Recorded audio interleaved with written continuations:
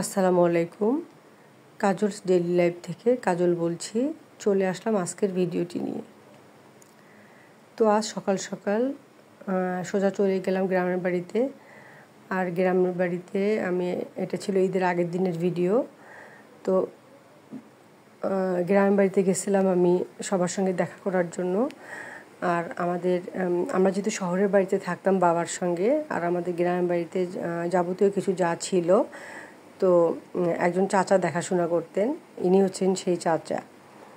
তো চাচা অনেক দিন পর আমার সঙ্গে দেখা, আমার সঙ্গে প্রায় 17 বছর পর চাচার সঙ্গে দেখা। সব থেকে যেটাতে আমি বেশি অবাক হয়ে গেছি, চাচা কিন্তু আমাকে 17 বছর পর দেখেও চিনতে পারছে, আমার কণ্ঠ শুনে আর কি।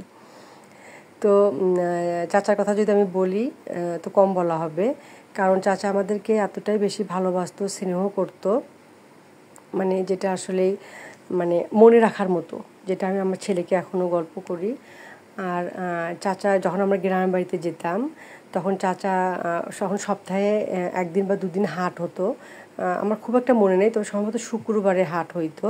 তখন চাচা যখন হাটে যেত, তখন আমরা রাত্রে অপেক্ষা করতাম চাচার জন্য, কখন চাচা আমাদের জন্য গুড়ের জিলাপি আর আমরা যেটাকে বলি চ্যাংটা টাইপের একটা খাবার ছিল, চ্যাংটা, তো ওইটা নিয়ে আসতো। তো আমরা ওটা অনেক মজা করে খেতাম। আর রাত্রেবেলা চাচার জন্য বসে থাকতাম, চাচা কখন আসবে বাসায়। আর রক্তের সম্পর্ক না হয়েও যে সম্পর্ক তৈরি হয়, সেটাই চাচাকে না দেখলে আসলে বোঝানো যাবে না। তো আরও কিছু দেখাতে পারলে ভালো হতো, কিন্তু ভিডিওটা অনেক বড় হবে, জন্য আমি কিছু কিছু জিনিস এখান থেকে স্কিপ করছি। তো চাচার ভালোবাসা আসলে মনে রাখার মতো। আপনারা হয়তো বা দেখে বুঝতে পারতেছেন, সে কিছুতেই আমাকে ছাড়তেছিল না, থাকতে বলতেছিল। তো বেশ কিছুক্ষণ ছিলাম চাচার সঙ্গে। আর আমি আমার চাচির সঙ্গেও দেখা করলাম। আর ওনাদের জন্য কিছু নিয়ে গেছিলাম। সবার পাশে থাকতে চাই, কারোর জন্য কিছু করতে পারলে যে কি ভালো লাগে, সেটা আসলে এনাদেরকে না দেখলে বোঝা যাবে না।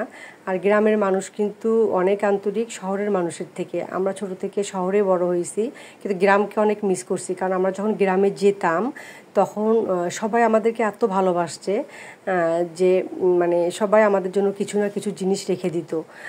কেউ মুরগি রেখে দিত, হাঁস রেখে দিত, ডিম রেখে দিত, আমরা গেলে সেগুলো আমাদেরকে দিত।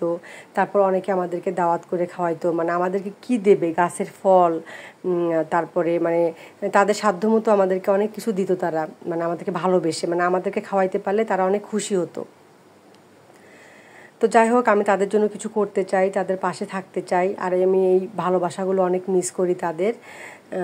তো সবাই তাদের জন্য দোয়া করবেন এবং আমার জন্য দোয়া করবেন, আমি বারবার যেন তাদের কাছে যেতে পারি, তাদের জন্য কিছু করতে পারি। তো এই ভালোবাসাগুলো আসলে কোনো কিছুর সঙ্গেই তুলনা হয় না। ভালোবাসা মানুষগুলোর কাছে বারবার ফিরে যেতে চাই।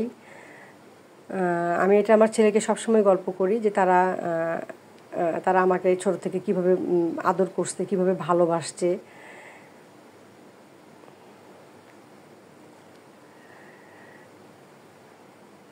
তো গ্রাম আমার অনেক বেশি ভালো লাগে।